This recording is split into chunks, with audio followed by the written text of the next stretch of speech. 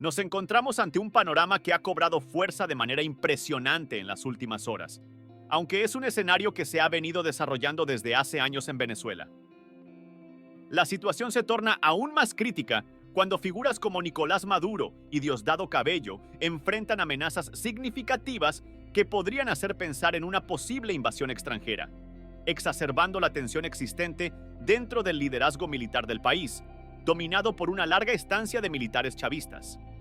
Este contexto ha dado lugar a un ambiente que podría describirse como una mezcla de politiquería barata y estrategias militares desgastadas, particularmente bajo la influencia de Vladimir Padrino López. Este último, comparado a menudo con una enfermedad recurrente, parece mejorar temporalmente solo para resurgir con complicaciones cuando menos se espera, reflejando la inestabilidad y la persistente corrupción dentro de las filas militares. En este caldo de culto se rumorea sobre robos, y recalco rumores por responsabilidad, aunque la reputación de Padrino López como delincuente es ampliamente discutida.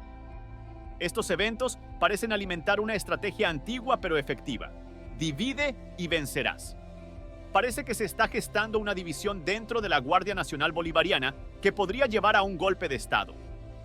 En medio de esta inestabilidad aparece Erik Prince, un estratega militar de los Estados Unidos, quien podría encontrar en Venezuela el terreno fértil para capitalizar el descontento entre los militares venezolanos.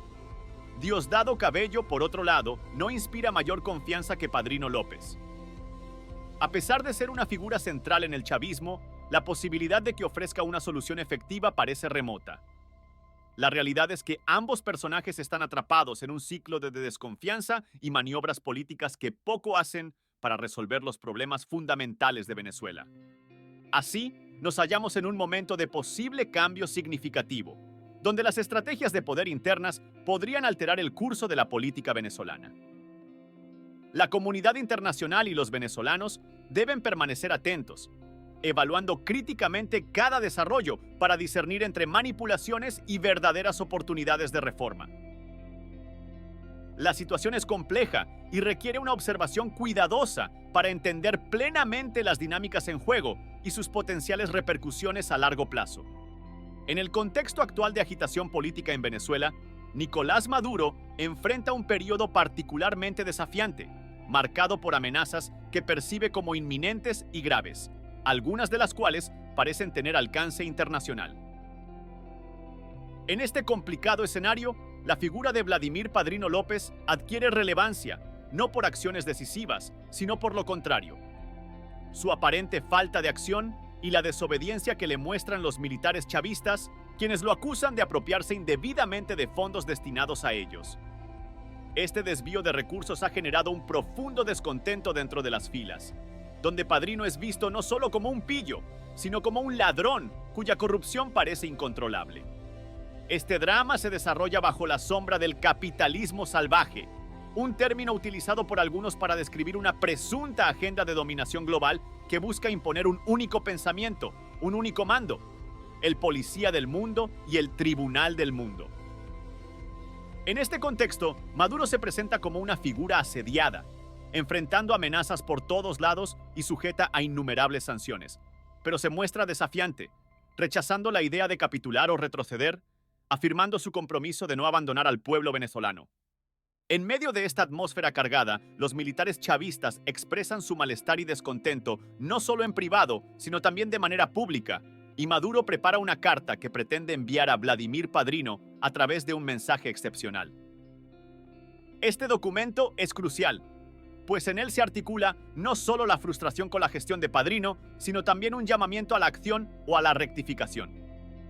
La manera en que Maduro enmarca esta comunicación es testimonio de un liderazgo que, a pesar de las adversidades, intenta mantener un frente unido y coherente ante los desafíos internos y externos. Estamos, por tanto, ante un punto de inflexión donde las decisiones de hoy podrían definir el futuro político de Venezuela. La comunidad internacional observa atentamente, mientras que dentro del país, el pueblo venezolano espera que la resolución de estas tensiones conduzca a un entorno más estable y justo. La situación requiere un análisis meticuloso y una respuesta medida, conscientes de las implicaciones profundas que cada paso podría acarrear para la nación. En el panorama actual de Venezuela, estamos presenciando un momento cargado de emociones intensas y declaraciones apasionadas que resuenan con el eco de la historia y el espíritu del libertador Simón Bolívar. En el núcleo de estas declaraciones hay un fervoroso llamado a la resistencia y la autodeterminación que parece canalizar la determinación de Bolívar por la independencia y la libertad frente a cualquier adversidad. Se habla de un plan de defensa, conocido como Plan Independencia para el Territorio de Miranda, que enfatiza la preparación de hombres y mujeres moralmente fuertes para defender la patria hasta el final, en un eco de las palabras de Bolívar sobre la resolución de ser libres a cualquier costo. Este contexto bélico y patriótico se ve intensificado por las críticas virulentas hacia ciertas figuras políticas y militares, destacando a Vladimir Padrino López, quien es señalado como el responsable de una degradación profunda en las Fuerzas Armadas.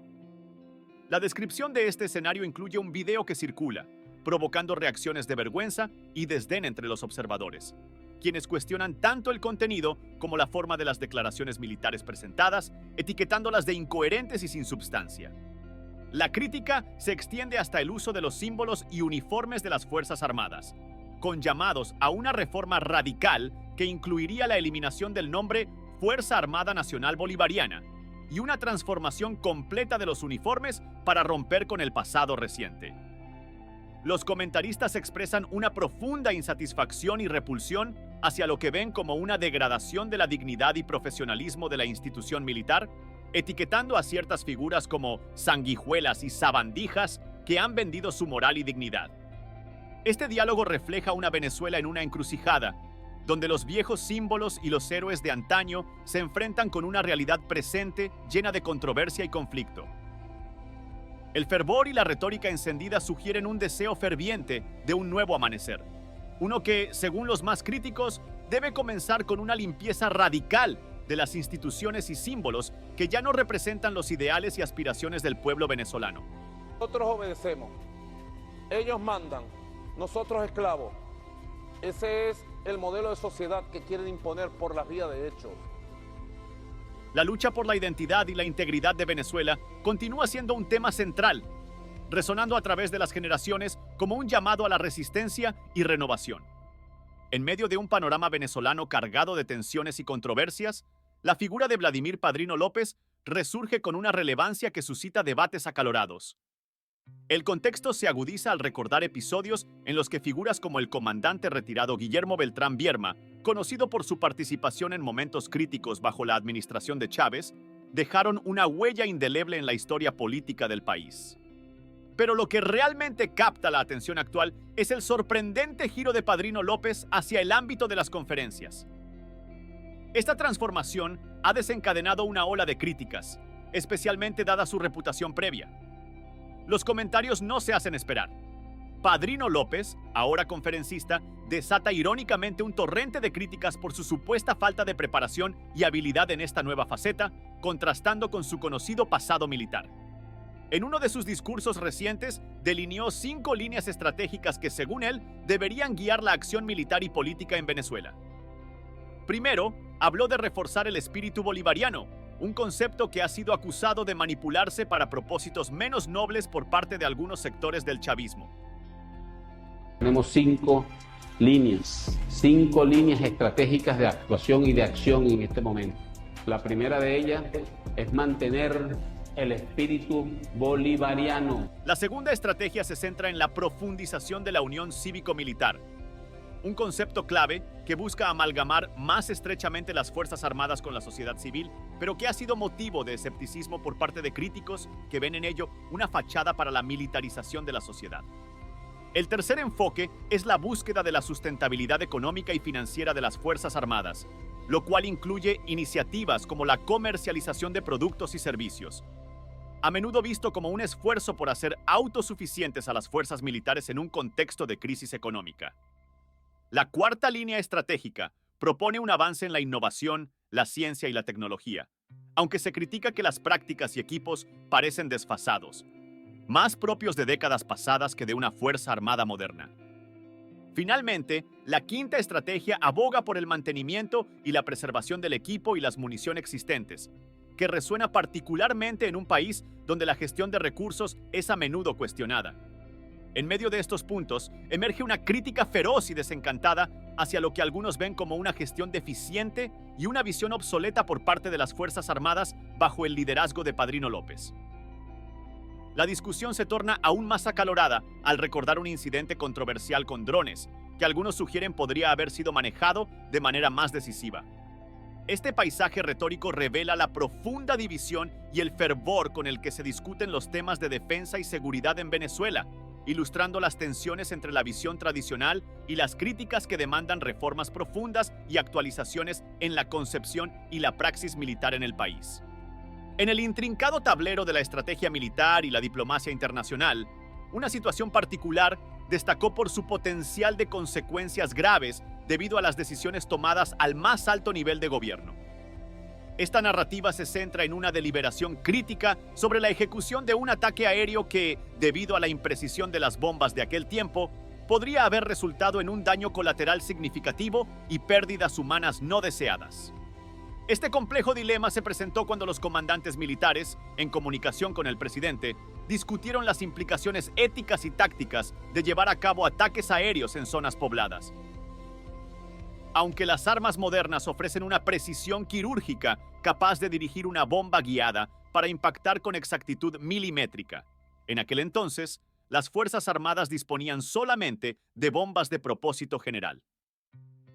Estas armas eran rudimentarias en comparación, capaces de impactar un área amplia, con un margen de error que podría abarcar desde el patio de una residencia hasta el centro de una estructura habitada, causando así un daño extenso y posiblemente afectando a civiles inocentes.